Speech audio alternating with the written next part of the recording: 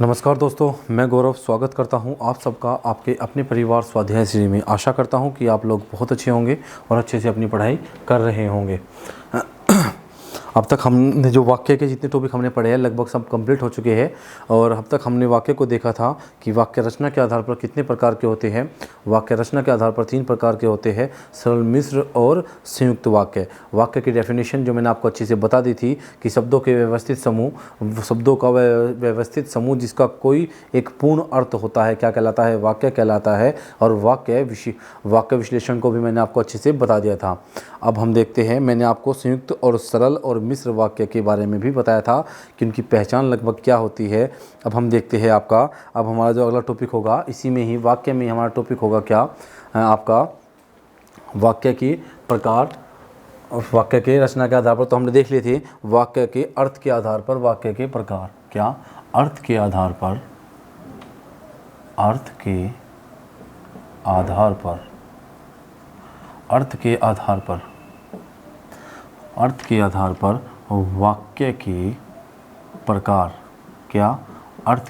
पर वाक्य के प्रकार। अर्थ के आधार पर वाक्य के कितने प्रकार होते हैं? अर्थ के आधार पर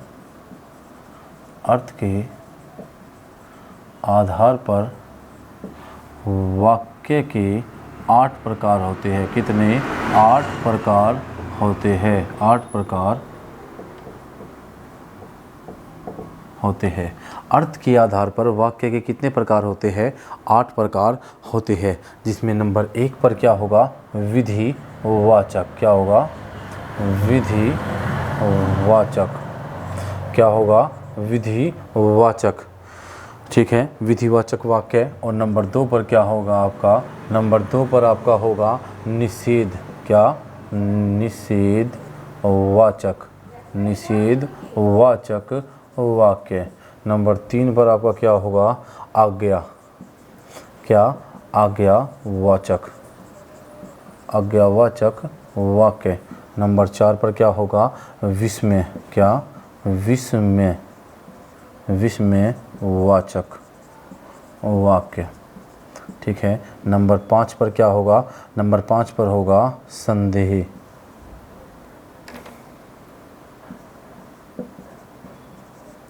संदेहवाचक वाक्य। ठीक है, और नंबर 6 पर क्या होगा? इच्छावाचक। क्या? इच्छावाचक वाक्य। नंबर 7 पर क्या होगा? नंबर 7 पर होगा आपका संकेतवाचक। क्या?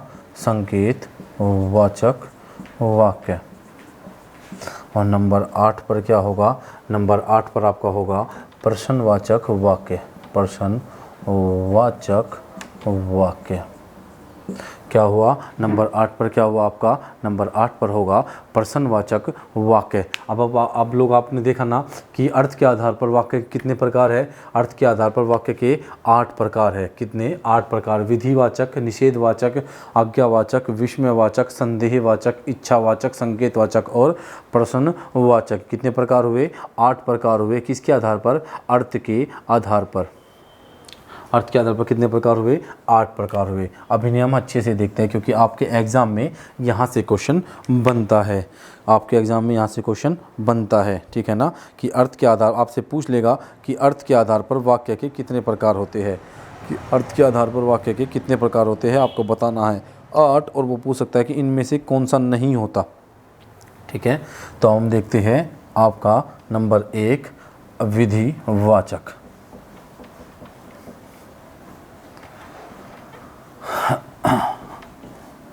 मैं इसे भी रब कर देता हूँ ताकि हम लोग अच्छे से समझ सके, ज़्यादा से ज़्यादा हम लोग यहाँ पे लिख सके। क्या कर सके? लिख सके। विधिवाचक। विधिवाचक क्या होते हैं? विधिवाचक ये आपको दिख रहा होगा ना। हाँ, थोड़ा नीचे लिख देता हूँ। विधिवाचक थोड़ा सा नीचे लिख देता हूँ ताकि दिखाई दे।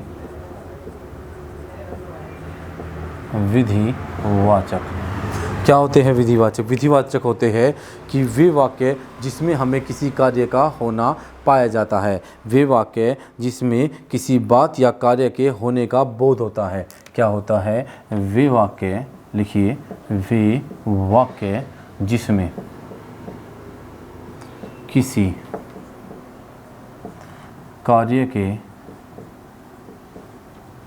होने का बोध होता है क्या कहते हैं? विधिवाचक वाक्य। विधिवाचक वाक्य कहते हैं। वे वाक्य जिसमें किसी कार्य के होने का बोध होता है उसे क्या कहते हैं? विधिवाचक वाक्य कहते हैं। ये आवश्यक है दोस्तों। देखिए, आपसे एग्ज़ाम में सीधा ऐसे ही क्वेश्चन पूछ लेगा कि आपको वाक्य के कितने अर्थ के आधार पर वाक्य के कितने प्रकार होते हैं। अगर नहीं पता तो घंटा कुछ नहीं बता पाओगे, अगर आपको पता है तो आसानी से बता दोगे। 8 प्रकार होते हैं। आपसे पूछ लेगा, कुछ सेंटेंस दे देगा, उसमें पूछ लेगा कि आपसे पूछ लेगा कि इसमें से विधिवाचक वाक्य कौन सा है। तो ये जानना बहुत ज़रूरी है। कुछ भी ऐसा नहीं पढ़ाया जाता कि बहुत बड़ा होता है वाक्य में बहुत कुछ होता है, लेकिन वो किसी काम का नहीं होता, क्योंकि आपको राइटर नहीं बनना है, आपको बुक्स नहीं लिखनी है, एग्ज़ाम देना है, क्लियर करना है और मज़े करने हैं बस फिर। ठीक है ना? तो एग्जाम्पल लिखिए, जैसे शाम आया। क्या? शाम आया। शाम आया। एग्जाम्पल जैसे शाम आया। मैंने कहा था कि किसी बात का, किसी कार्य का होना पाया जाता है। किसी कार्य का होना पाया जाता है। तुम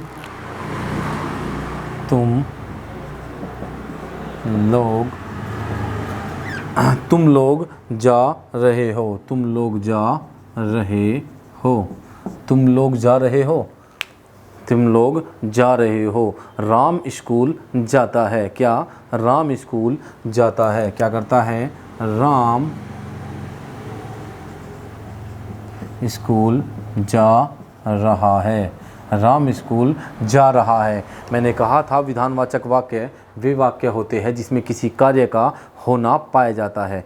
किसी कार्य का होने का हमें बोध होता है, तो काम हो रहा है ना, कि राम स्कूल जा रहा है। क्या कर रहा है? राम स्कूल जा रहा है। राधा सो रही है। कार्य का होना पाया जा रहा है ना। कृष्ण खाना बना रहा है। खाना बना रहा है।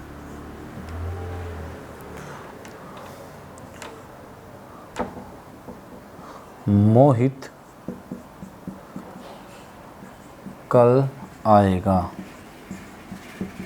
तो क्या हुआ? ये सब काम का होना बता रहे हैं ये सभी वाक्य हमें कार्य का होना बता रहे हैं। अब हम देखते हैं निषेधवाचक। वे वाक्य जिसमें किसी कार्य का नहीं होना पाया जाता, अर्थात किसी कार्य को करने से इनकार कर दिया जाता है, क्या कहलाता है? निषेधवाचक वाक्य कहलाते हैं। निषेधवाचक। क्या? निषेधवाचक वाक्य। निषेधवाचक वाक्य वे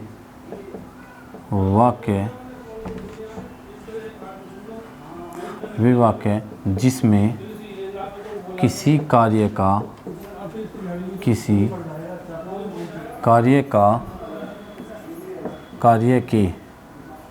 न होने का बोध होता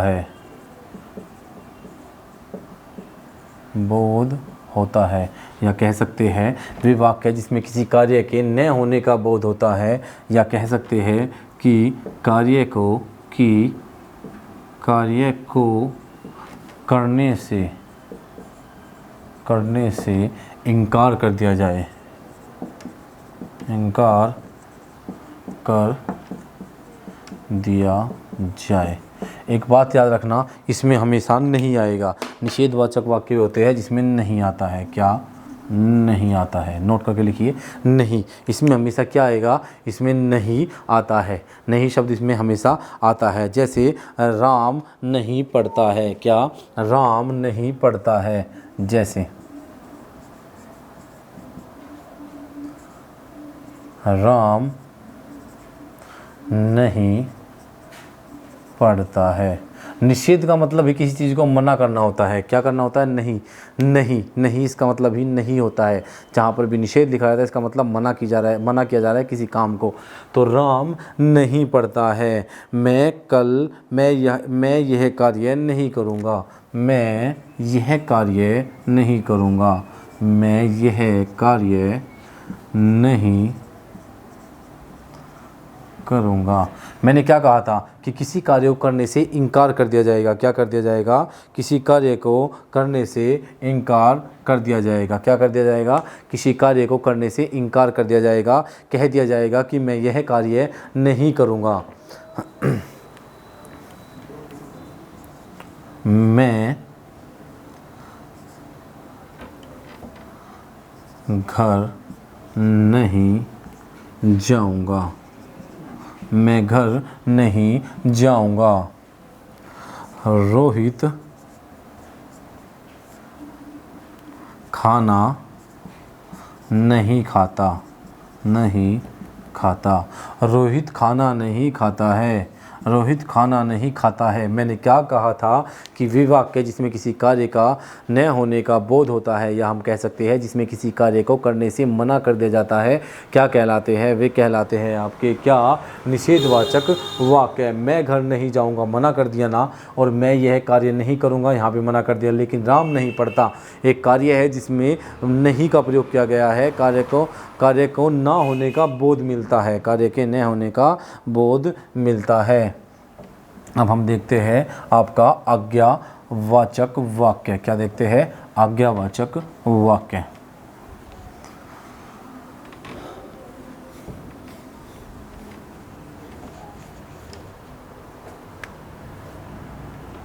नंबर 3 पर है आपका क्या? आज्ञावाचक वाक्य। क्या है? आज्ञावाचक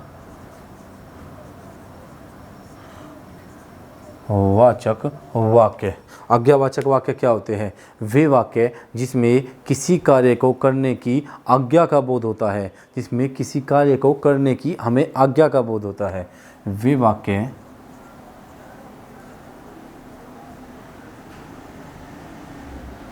वाक्य जिसमें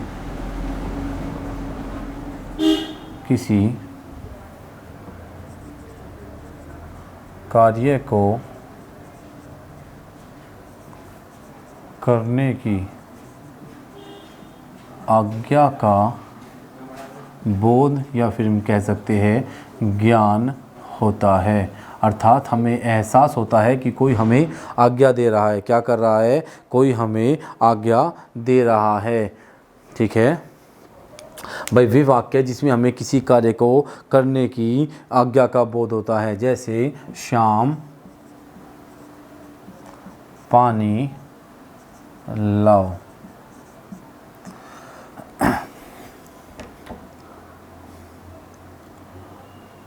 राधा पढ़ाई कर लो। पढ़ाई कर लो। राधा पढ़ाई कर लो। श्याम पानी लाओ। राम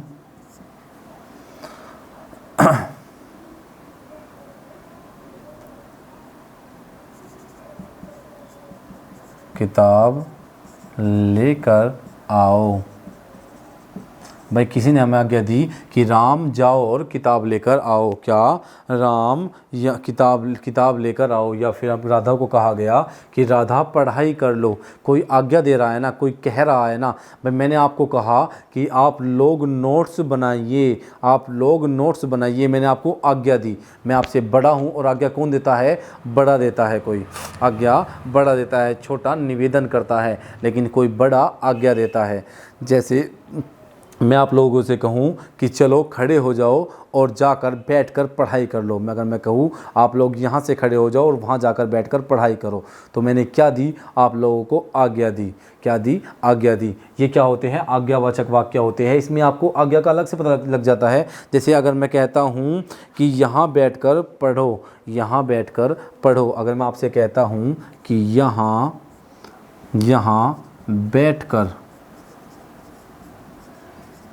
बैठकर पढ़ो,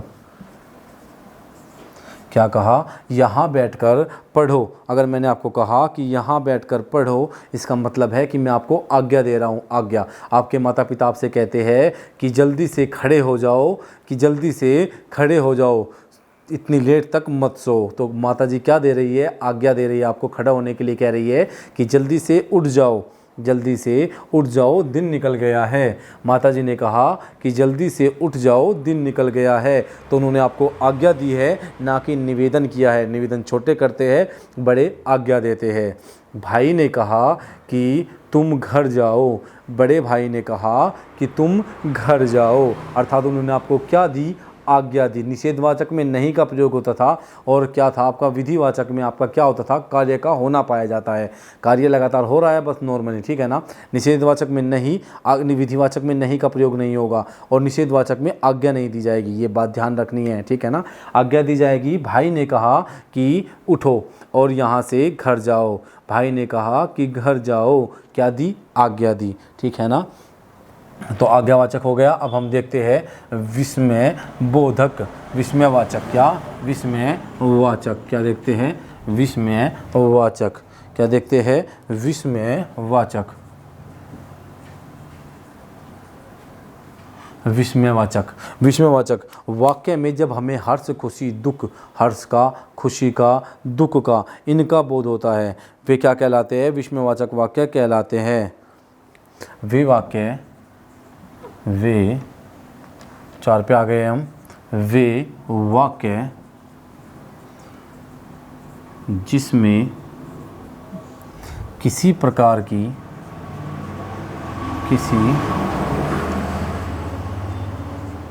की खुशी, दुख आदि भावना का बोध होता है, भावना का बोध होता है, क्या कहते हैं उसे? विस्मयबोधक, विस्मयबोधक वाचक, विस्मयवाचक वाक्य कहते हैं। क्या कहते हैं? विस्मयवाचक वाक्य कहते हैं। क्या कहते हैं? विस्मयवाचक वाक्य कहते हैं। भाई देखो, जिसमें हमें किसी प्रकार की भावना का बोध हो, हमें खुशी का बोध हो, हमें दुख का बोध हो, हमें आश्चर्य हो, हमें डर लगे, ये क्या होती है? ये सब भावनाएं होती है। इससे हम अपने शरीर की अन्य क्रियाओं को प्रकट कर सकते हैं। क्या? अरे वह उत्तीर्ण हो गया। क्या? जैसे अरे, ठीक है। अरे, ये चिन्ह मैंने आपको पहले ही बताया था, विस्मय का चिन्ह होता है अरे। वह पास हो गया, पास हो गया। क्या हो गया? वह, अरे वह पास हो गया। क्या हो गया? अरे वह पास हो गया। अरे वह पास हो गया। तो कैसा मतलब? हमने अपने एकदम कैसे अपने आश्चर्य, हमने अरे वह पास हो गया, हमें आश्चर्य सा हुआ एक तरह से। अगर बात करूं,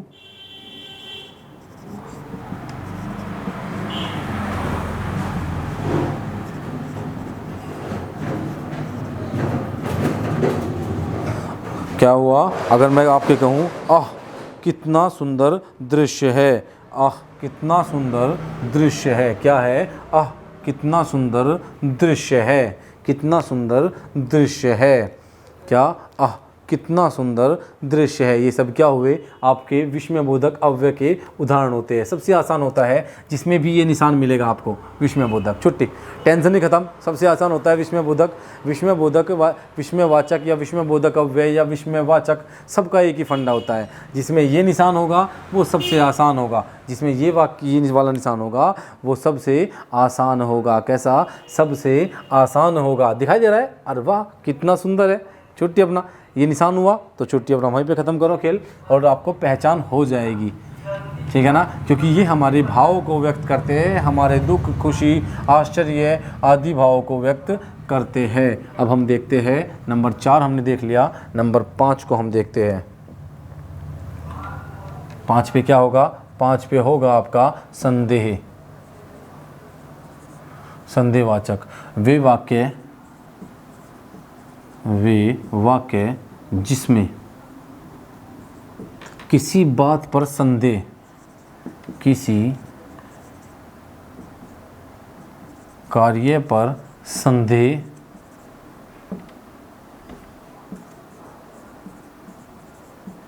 संदेह का बोध होता है। क्या होता है? बोध होता है।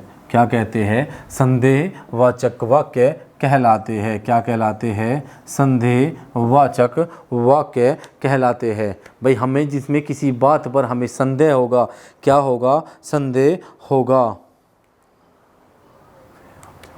जैसे वह अब जा चुका होगा, जा चुका होगा। वह अब जा चुका होगा, हमें संदेह है, क्या पता ना गया हो। संदेह, हमें संदेह है ना भाई, किसी बात पर किसी कार्य पर हमें क्या है? संदेह है। भाई हमें किसी बात पर संदेह है। वह अब जा चुका होगा, वह पढ़ चुका, वह पत्र लिख चुका होगा, वह राम पढ़ता होगा, राम पढ़ता होगा, राम पढ़ता होगा। राम घर जा चुका होगा, जा चुका होगा। क्या होगा? जा चुका होगा। हमें संदेह है कि वो ना गया हो, वो ना गया हो। वह अब तक जा चुका होगा, वह अब तक जा चुका होगा। क्या कर चुका होगा? क्या पता ना गया हो। वह पत्र लिख चुका होगा, यार क्या पता उसने पत्र ना लिखा हो। हमने कहा वह पढ़ता होगा, वह पढ़ता होगा, लेकिन फिर एक संदेह आएगा मन में कि यार वह पढ़ता होगा, क्या पता ना पढ़ता हो।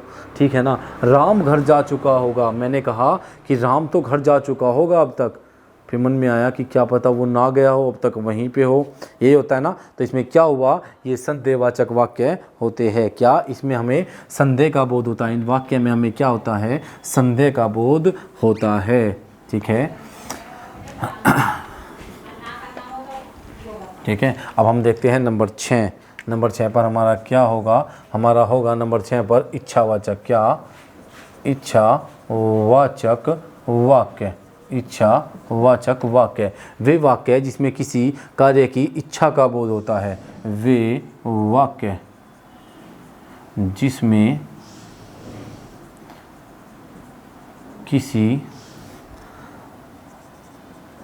कार्य की इच्छा का बोध होता है।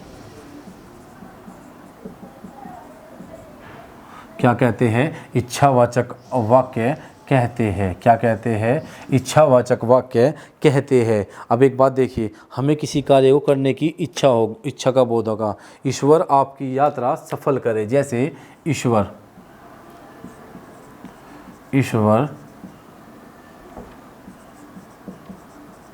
आपकी यात्रा सफल करे। यह हमारी इच्छा है कि ईश्वर आपकी यात्रा सफल करे। हम यह इच्छा करते हैं, हम यह कामना करते हैं, हम कहते हैं ना कि हम दुआ करते हैं आप जीवन में उन्नति करें। हम दुआ करते हैं, यह हमारी कामना है, यह हमारी इच्छा है कि आप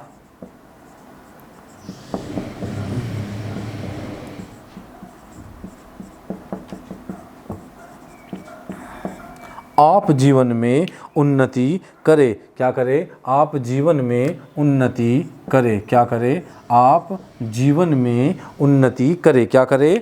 आप जीवन में उन्नति करें। कारण हमारी यह इच्छा है, हमारी यह कामना है। भाई मैंने क्या कहा? ईश्वर आपकी यात्रा सफल करे। अगर हम किसी को बोल देते हैं कि यार कोई जा रहा है, हमने कहा कि वो कहता है कि चलो मेरे साथ चलो, मैं भी तुम्हें घुमा के लाता हूँ। हम बोलते हैं नहीं, दुआ है भगवान से कि आपकी यात्रा मंगलमय हो। कैसी है? हमारी इच्छा है, यह है कि आपकी यात्रा मंगलमय हो। क्या है? आपकी यात्रा मंगलमय हो। आपका भविष्य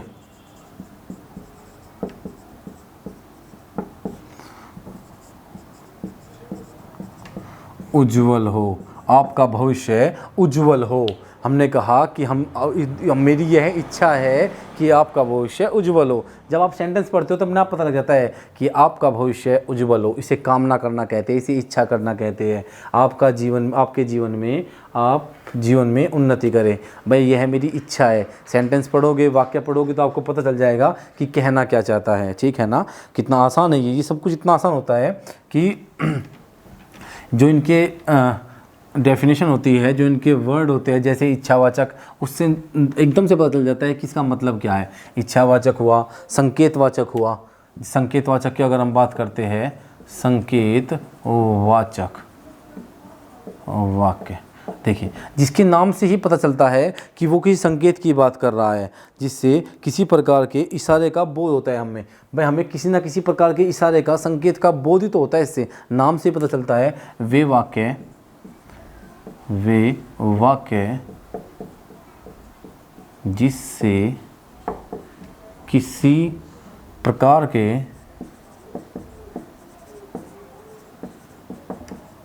इशारे का बोध होता है या संकेत का बोध होता है। क्या, ये लिख लीजिएगा आप पूरा। किसी प्रकार के संकेत का क्या होता है, बोध होता है। क्या होता है, बोध होता है। जैसे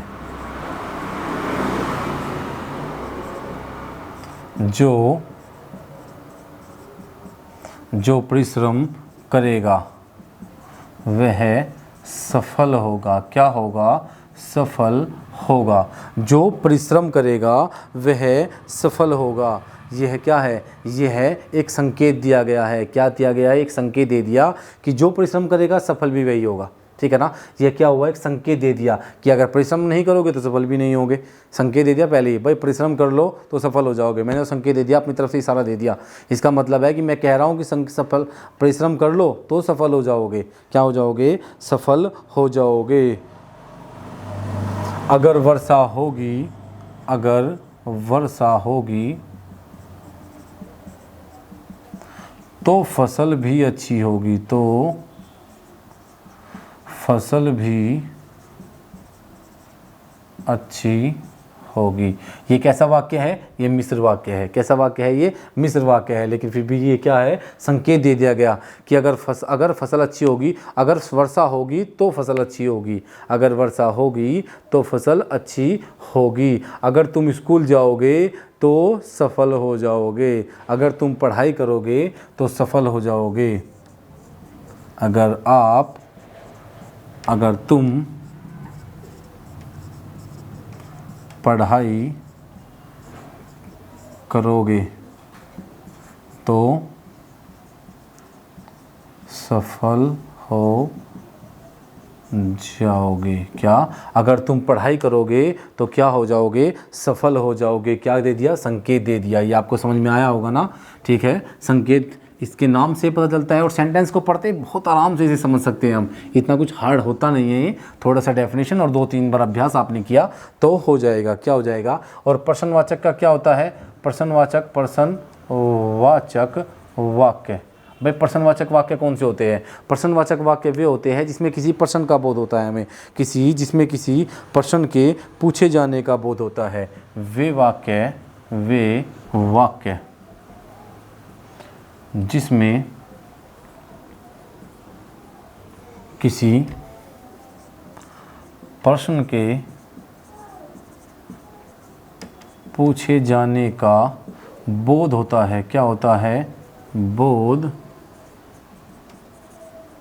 होता है। वे वाक्य जिसमें किसी प्रश्न के पूछे जाने का हमें क्या होता है, बोध होता है। जैसे आपका क्या नाम है, आपका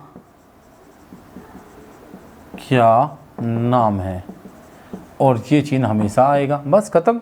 ये चिन्ह याद रखिए। आपका क्या नाम है, मैंने आपसे प्रश्न पूछा आपका क्या नाम है, आप क्या करते हो। क्या, आप क्या करते हो, आप क्या करते हो।